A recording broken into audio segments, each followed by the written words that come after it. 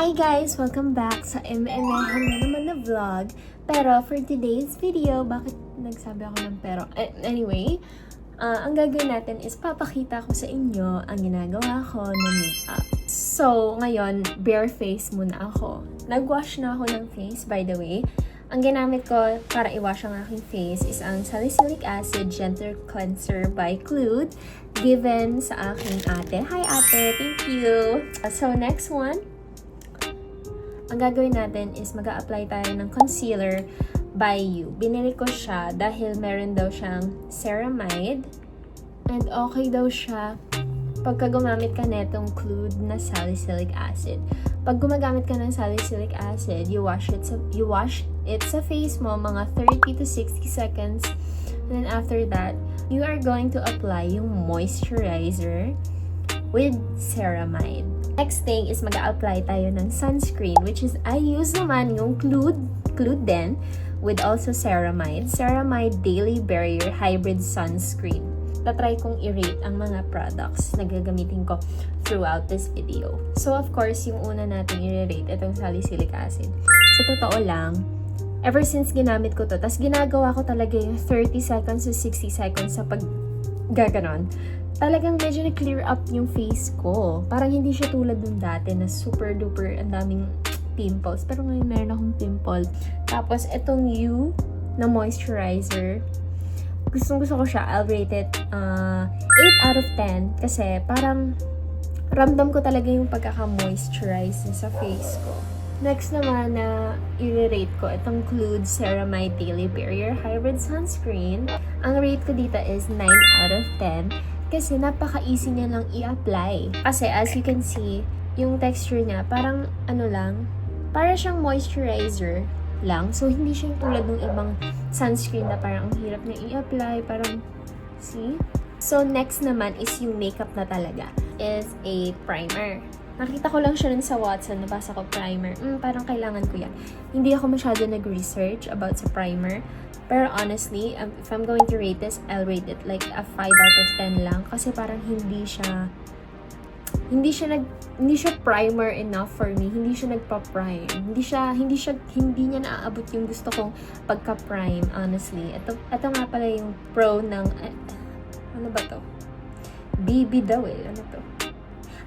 It's Ever Bilena pala. Ever Bilena. So, ang ginagawa ko talaga dito is nilalagay ko siya usually sa nose ko. Tapos pinapapunta ko siya hanggang dito ko kasi medyo ma-pore yung dito ko eh. And then, naglalagay din ako up here. Kasi medyo dry yung dito ko. Medyo it's patchy din kasi. Kaya naglalagay ako dito din. And then, I also put some on my chin. Okay, next step sa ating makeup is ang concealer by Lucky Beauty. Rate ko to, siguro mga 8 out of 10 lang. Kasi parang siyang, ewan ko, siguro kasalanan ko. Hindi ko siguro siya ka-shade. Ka-shade ko siya pero parang minsan nag-orange siya sa face ko pagka hindi ko siya na-blend ng maayos. Pansin ko din na mabilis siyang mag-set. So, you have to hurry up sa pag-blend. This is how I blend. Pataas dapat. Pataas na ganon. Para nagli-lift ang eye natin. Wow! Feeling parang professional makeup artist talaga ang ate mo. See how it kind of looks a little orangey sa face ko. And then sometimes, binababa ko yung iba dito. Kasi medyo reddish yung dito ko. Parts ko dito. Then nilalagay ko din siya dito sa parts na to. So, next step sa ating makeup is foundation. Ang ginagamit kong foundation is yung kay Dazzle Me, yung Cover Me Serum Foundation. Ever since bumili ako na itong foundation na to, I just can't do my makeup without foundation na. Parang, ewan ko, parang nasanay na ako na nagfa-foundation pag nagme-makeup kasi talagang for the base talaga siya yung foundation ko. Kaya, minsan parang ang OA din kasi every time na aalis, foundation. Pero kasi sanay na kasi ako kaya I can't do it without foundation. See? See the difference? Nawala yung medyo redness. I mean, of course, meron pa rin. Pero medyo nawala naman. So, of course, ang rate ko dito sa product na to is 10 out of 10. Actually, para sa akin. Ayan na. Medyo nagmukha na akong mukha na akong may sakit. Next naman is itong Lucky Beauty na blush, na cream blush. Cream ba? Cream or liquid blush? Cream? I don't know. Basta ganito. And honestly, I feel like itong shade na to, hindi ko siya shade, pero ginagamit ko siya kasi sinasabi nila, you have to put like cream blush muna bago powder. Kasi yung powder, yun yung nagsiset netong blush na to. So, ako naman, actually super pigmented neto. So, ako naman, nilalagay ko lang like as in, poop, ganun lang. Other side, ganun lang din as in. Hindi ko siya inaano kasi magmumukha akong sasagirl niya. I spread it around by tapping it like so. Like so! And then I lift it up. I lift it up. Like so. Actually, never mind. Medyo ka-shade ko siya. Okay, 9 out of 10. Next naman is magko-contour ako. So, ang ginagamit ko, itong Get Ready With Me Cosmetics na shade Desert. Wow, shade! Oh my goodness, may pa ganun-ganon pa. Actually, maganda to. Ito yung pinaka-bago kong item. Ito yung pinaka-bago kong makeup product sa aking collection. Actually, hindi ko alam kung ano ba to, kung ginagamit ba talaga siyang foundation or concealer or what or anything. Pero ginagamit ko siya as contour. So, una, nilalagay ko siyang ganon. And then, of course, sa other side din. And then, I just tap it. Tap, tap, tap, tap, tap, like so. Like so! Ayan na naman siya.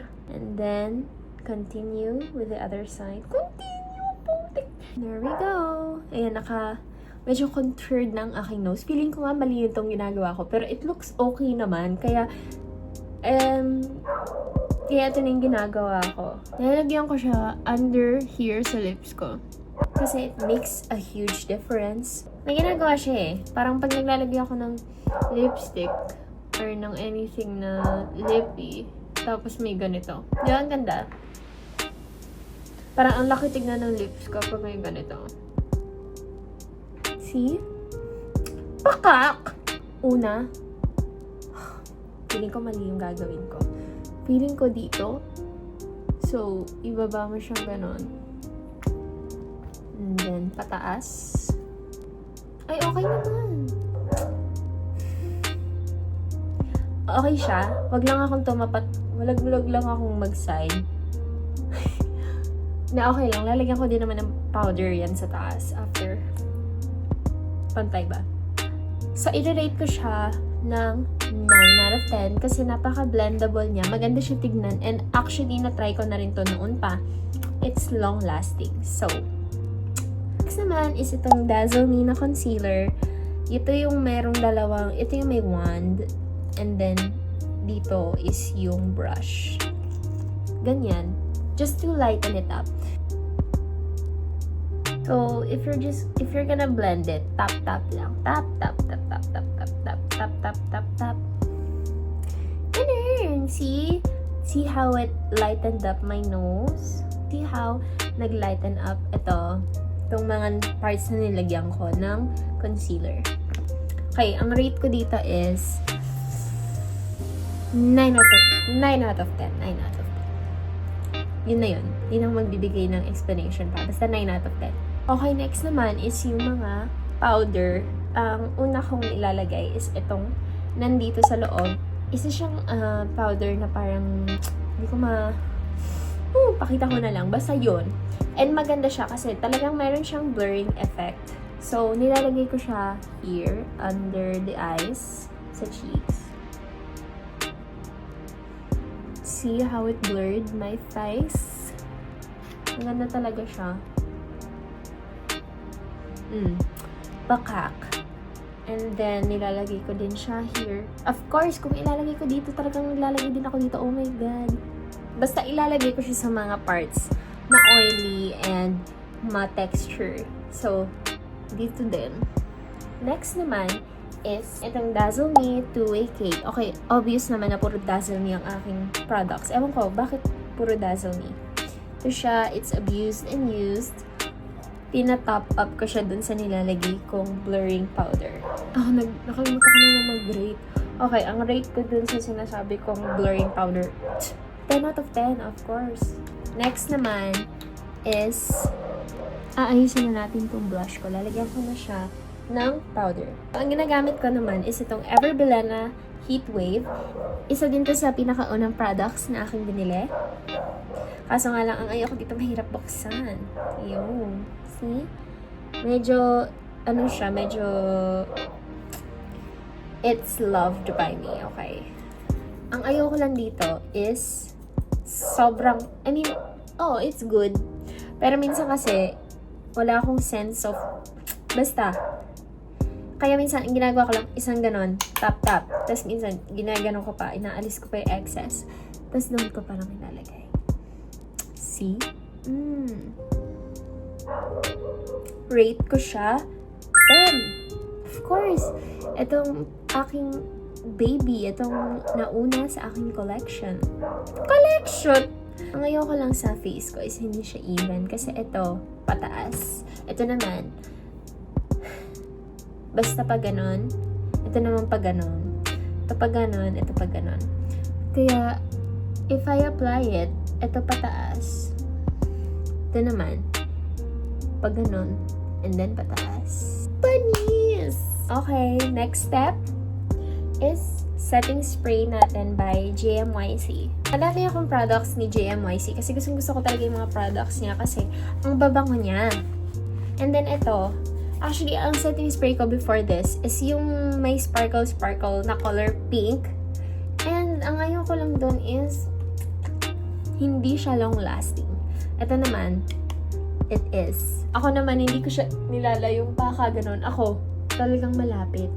Ewan ko kung bakit. Basta gusto ko malapit. Tapos madami akong maglagay.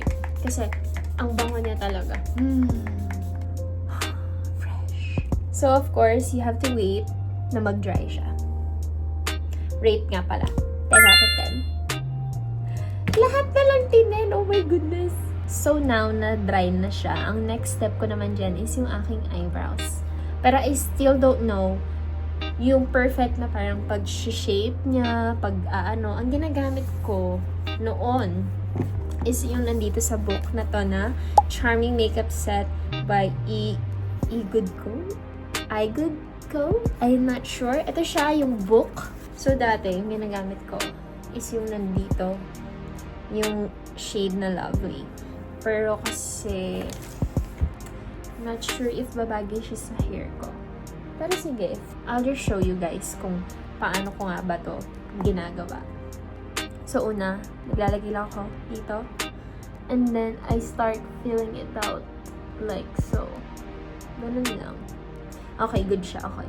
Okay, i-rate ko tong book. Of course, 10 out of 10 kasi almost lahat nandito na. Medyo hindi pa rin siya even, pero hindi ko din alam kung paano siya maayos. Kasi if I put more here, magiging darker siya. Kung naman nag-put naman ako more here, edi magiging dark ulit siya. Edi talagang dark na talaga yung eyebrows ko. Kaya hinahayaan ko na lang na medyo hindi siya same. Pero ngayon parang same. Oh my God. Parang same siya ngayon. Okay. And then after that, ginagamitan ko netong Chial ba to? Super duper mura lang na ito. Itong other side, ito yung kulay niya. Medyo ka-shade siya ng hair ko kaya binili ko. And then, sa other side is yung clear. Even though, ang reason ko kaya binili ko to is itong side yung ginagamit ko. Oh my God, wait. Parang ang taray ko tignan. Medyo goods. Medyo lang. Naman is ating eyelashes. So, ang ginagawa ko, nilalagyan ko netong fake eyelashes na hindi siya yung whole na ganun.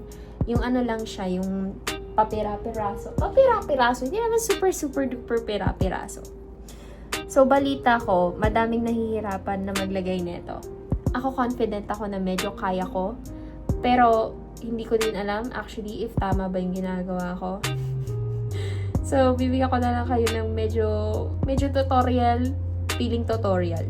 So, una syempre, ganito, pababa. Yung glue-ish nasa taas. Ganito mo siya hawakan. And then next, titingala kang ganon, kasi nakaganoon.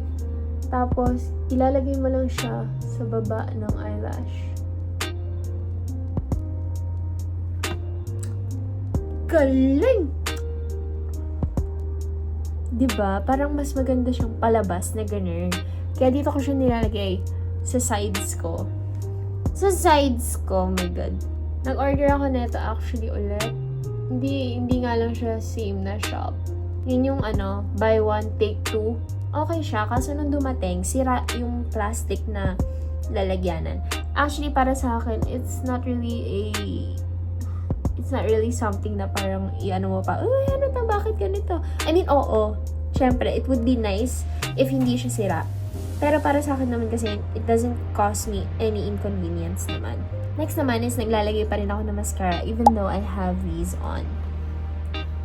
Dati, when I still didn't have yung book na to, ang nilalagay ko sa eyebrows ko is itong mascara. Nilalagay ko siya dito sa parts na wala. Ay, ang ganda mo. Ito, ang ginagamit ko sa lips ko currently is yung Happy Skin Water Lip and Cheek Tint. Ito siya. Shade niya is Serene. Tada! Okay, so ang pinaka last step na talaga is nandito sa aking libro. Ito lang yung libro na lagi kong binabasa. So, ang ginagamit ko ditong page is yung 1, 2, 3, 4. Ang fourth na page. Itong highlighter niya. So, ang ginagamit ko dito is itong nasa pinaka baba na nasa left. Yeah. So, ang ginagamit ko dyan is itong brush na to. Ewan ko kung bakit. Basta itong ginagamit ko. So, I just dab it like so. Tap it like so. And then, nilalagay ko lang siya sa nose ko. Tip of the nose din. Nose, tip of the nose. Nose bridge, tip of the nose. Nose bridge, tip of the nose. And then, actually, hindi ko pa medyo perfecto ang placement nitong highlighter na to sa cheek. Pero I feel like dito mo siya lalagay sa taas ng iyong blush. So, nilalagay ko lang siyang pa ganon. Ay! Ang ganda! So, ayun na yun, guys. That is my makeup routine. Wow! Makeup routine! Anyway, yun ang aking makeup. So, feeling ko na-enjoy ko naman. Ganda.